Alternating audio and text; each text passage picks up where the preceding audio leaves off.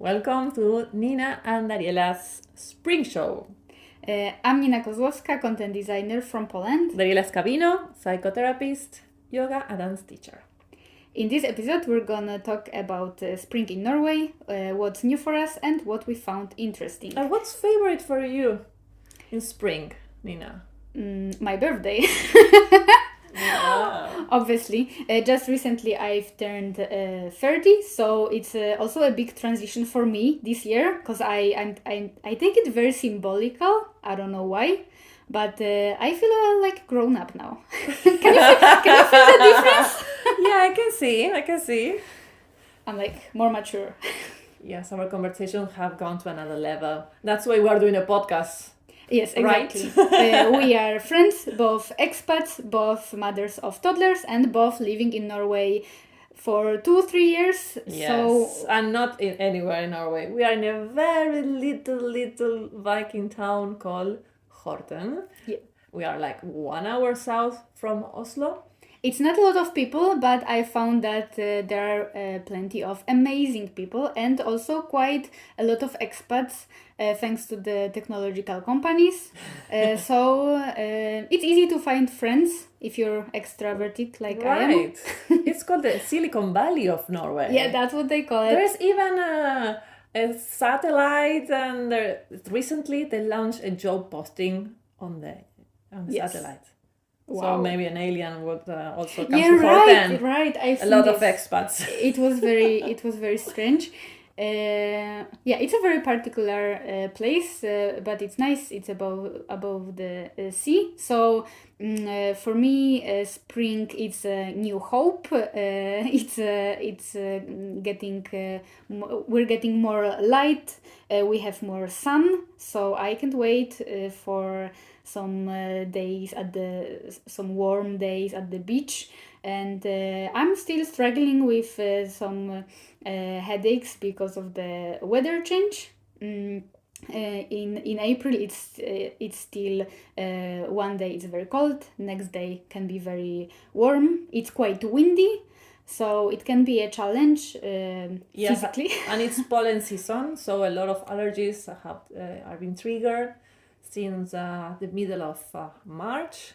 And the good thing is that we have an app for the weather forecast year that is very accurate, and there you can see which is the pollen that is in the air, so you can take your medication or the treatment you want. For example, I follow Ayurveda. I've been preparing myself, so this year I don't want to have the allergy I have last year, because I have never had allergy in my life until I moved to Norway. And really? Yeah, and my allergy is to one tree, the bjork, which is a tree from the northern hemisphere, and I come from the south hemisphere. So last year I was breastfeeding still my baby, so my immune system was not that strong. This year I have prepared, so I'm still not feeling anything. Of all the runny nose, itchy eyes, and coughing I had last year. What do you do to prepare? I've been mainly my food is my medicine, so I've been eating a good combination variety of food, like a seasonal food.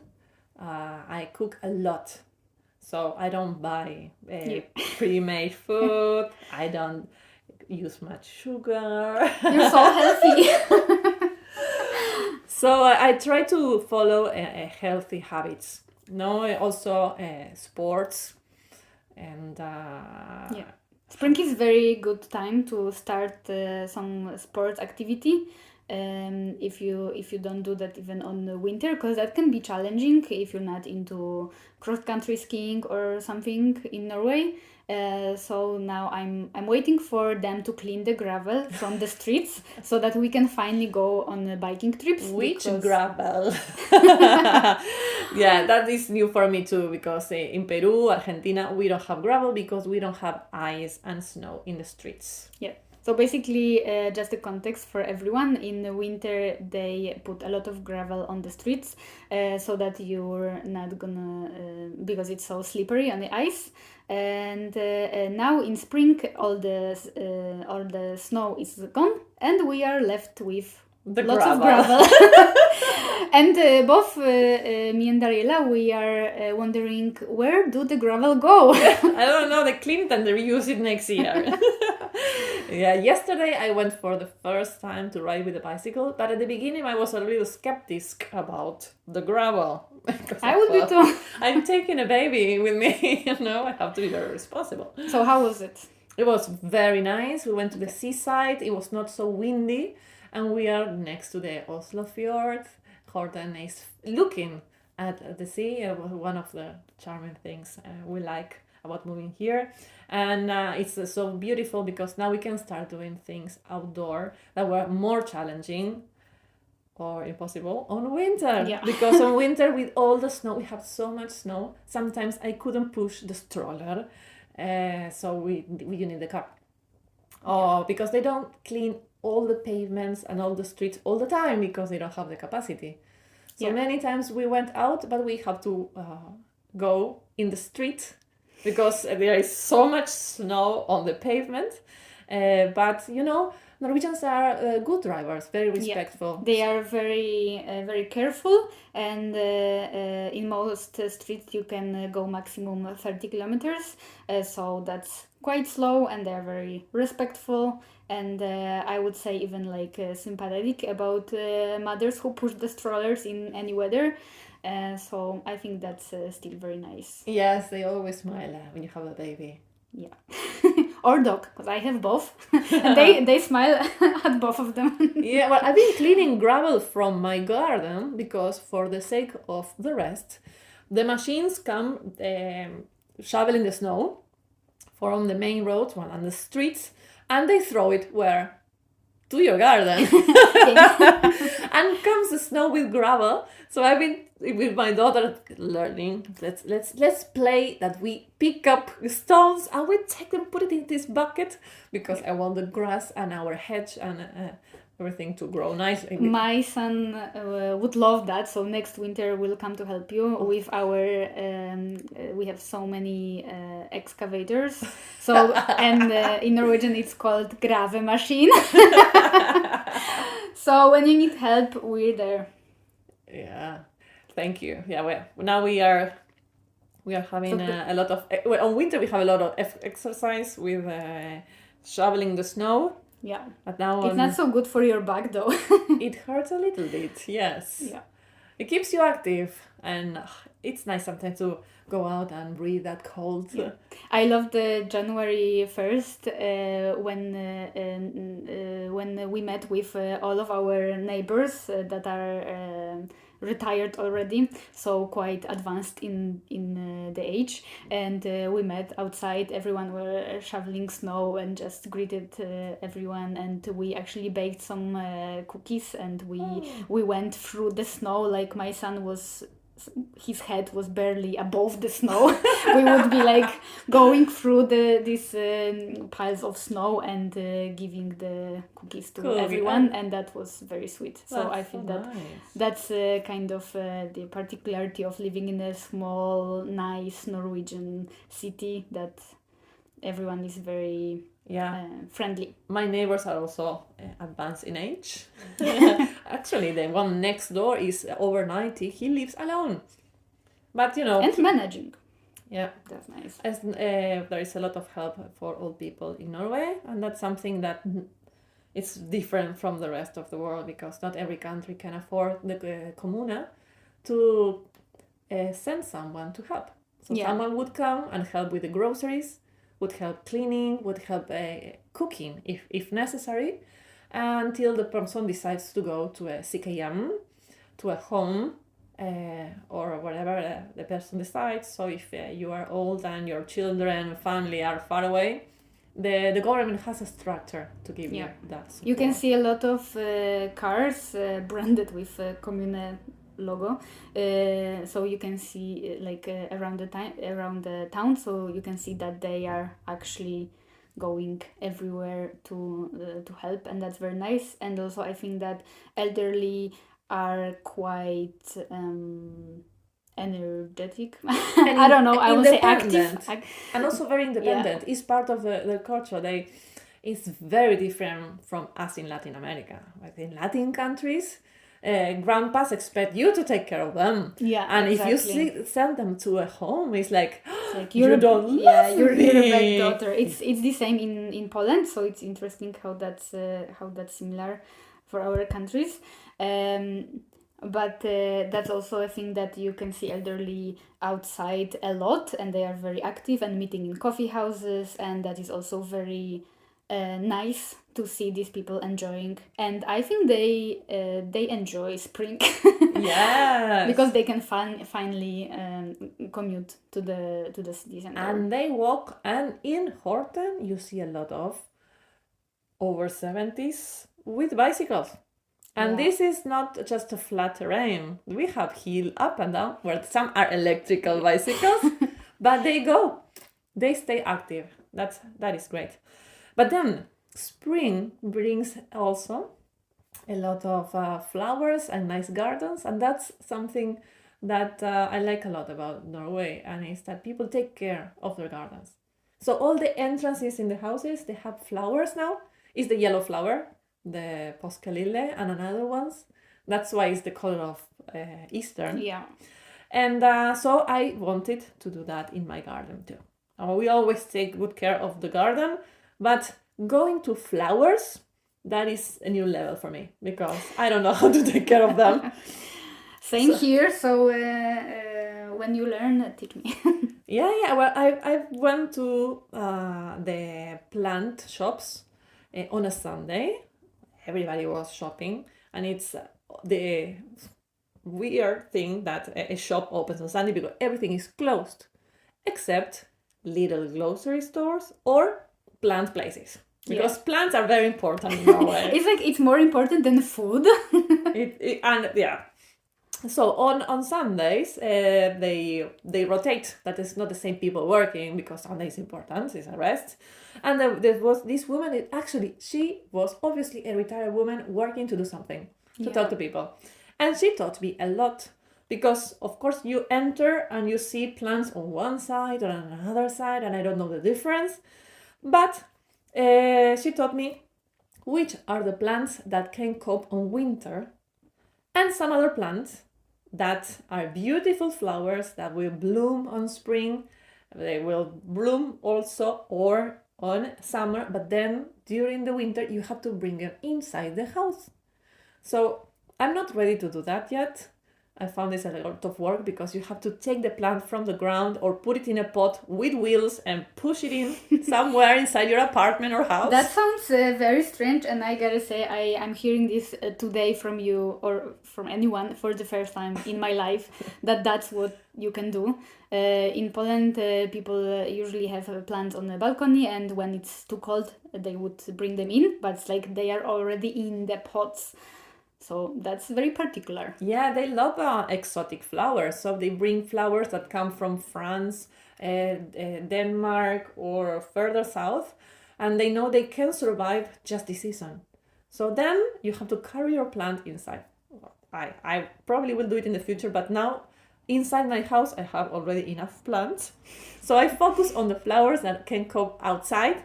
And they choose the flowers that bloom per month, because most of the flowers bloom on April, nothing else. Yeah. Or April, May. Then another one comes from June, July, or another one comes October. So they plant different plants, flowers, so they will always have one flower blooming. And they are different colors, so your garden can be yellow, and then it's gonna change to pink, for example.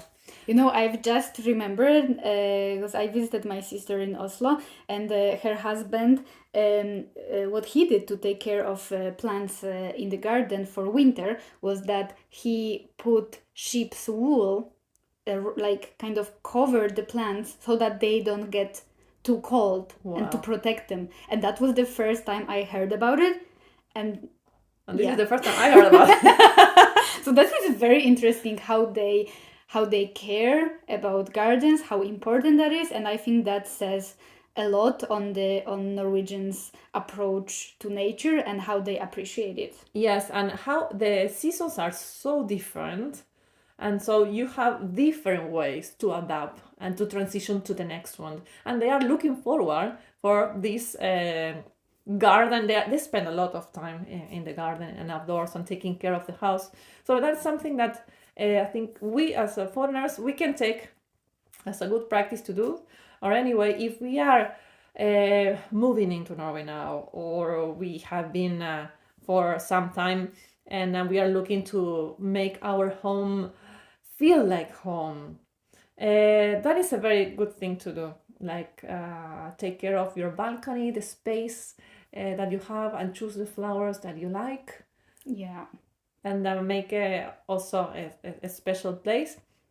And also the invitation on spring is to go outside more, spend some more time in your balcony. You will see a lot of also old people sitting in the balcony in their chairs taking sun, because we need that vitamin D. Yes, I love the birds nowadays. They're singing. I don't know if that's what you say in English, but it is in Poland. It is in Polish that you say that birds are singing, and that's how I feel it. And it's amazing to see the life that is waking up, and that is really nice. So spring can be challenging in some ways. It's like you never know what to wear outside. Uh-huh. You always have to have a jacket. Yes. And a hat and scarf. But also be prepared to what could be a good idea is to have a big bag, so that in any purse or whatever, so that you can just take it off, put it in your bag, and just go in your sweater or a t-shirt even. Yeah. So because in the sun it can get very warm. Yeah.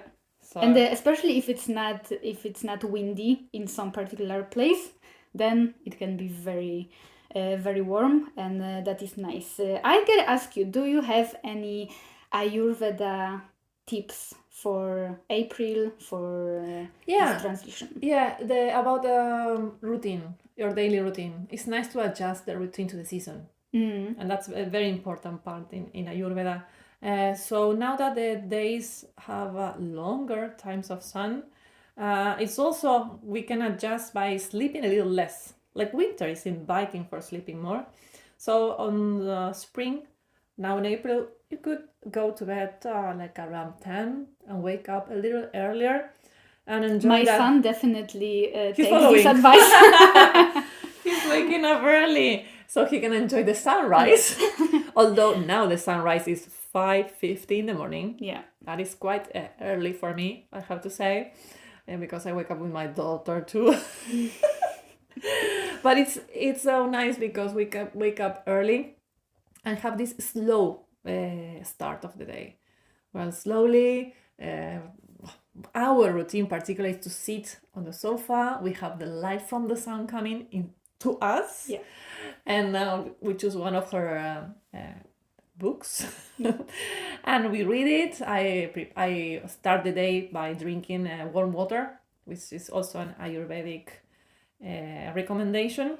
Same here. Yeah. And it's also a good thing to do, to have more activity, move the body more. Like before, inside the house is a little more challenging with all the snow outside. As you said, if we don't ski or cross country, we are not doing much, or our online classes on Zoom. But now it's very good to go outside, to hike, to go with a bicycle, and to do activities that are a little more strong, and that you can sweat even. And that is also good for the respiratory and the breathing problems that come with allergies. For example. That is interesting. Mm-hmm. I didn't know about that. Okay, so waking up earlier, more movement, more sport, and getting together. Getting together. People is going out, meet, make friends. That was I was supposed to. What I wanted to say is that it's always good to meet people, and it's so much easier when the weather is nice. You have more energy to actually go out, because I can imagine that for some people it's not it's not so easy to go out and meet new people. It's also, you need energy for that. You need some resources, capacity, and even little courage. Like it's a safe space, and it's good to say to all of the people who are listening us and are moving to a new place and are afraid of new relationships or of meeting new people. It takes courage, and but you can do this, and it's gonna be profitable in a way that you're just gonna feel more connected to the place, to people, and it will make you good feel about yourself and about moving to the new place, even if you're overwhelmed. And that is all. You can feel all of these things. And so a quick tip is that just search on social media for the groups, probably like in whichever city you are. You can look for expats in Oslo, and also Dariella founded a group that is called Expats in Horten, Tønsberg and Holmestrand. So if you live around here, feel free to join, and it will be very nice to meet you. Yes, we are celebrating on Monday. We're going to a picnic in Kajohasvar. It's gonna be sunny. Yes, that's right. We need to connect with others. Yes. Okay, thank you so much for today. Thank you so much. Vi ses.